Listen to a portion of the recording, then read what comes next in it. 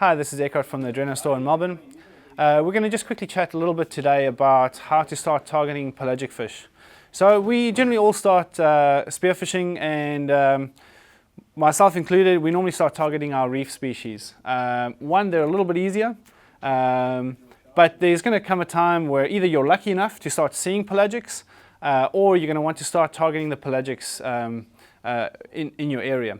So step one is to find out what pelagic species are available in your area, whether it's contacting your club, posting online in forums, but you'll quickly realize what pelagic fish you might want to target first.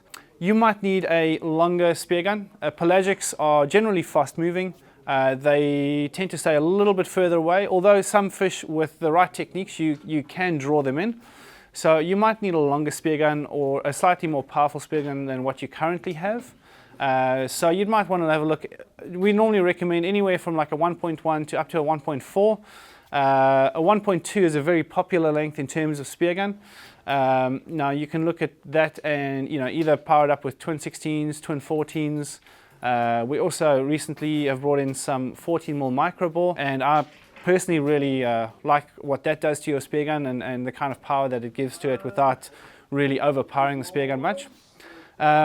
But you want to systematically try and look at that pelagic fish in your area. So for us down here in Melbourne, we might want to target kingfish. So we want to find out where those kingfish will be. So we try and, one thing is obviously to ask questions in forums, but we kind of try and do enough research to find out to get your success rate as high as possible. So we want to be diving not in areas where those fish are not going to be found. We want to dive in the areas where they're going to be found or they're going to be swimming past. So for kingfish here in Melbourne, you're going to look at headlands, you're going to look at exposed reef on the ocean side of Melbourne, so on the back beaches, Phillip Island, anywhere where you have a headland or bommies that run out further to the sea. Where your pelagic fish will be swimming by looking for the bait fish. So wherever you're going to be diving, whether it's Perth, Brisbane or Sydney, find out what those pelagic fish are and their behavior. There's going to be certain behavior that will draw them in. There'll be certain behavior that you can do in terms of body language or using a flasher, something that you can do that'll bring them in so that you can actually get a better chance at shooting them.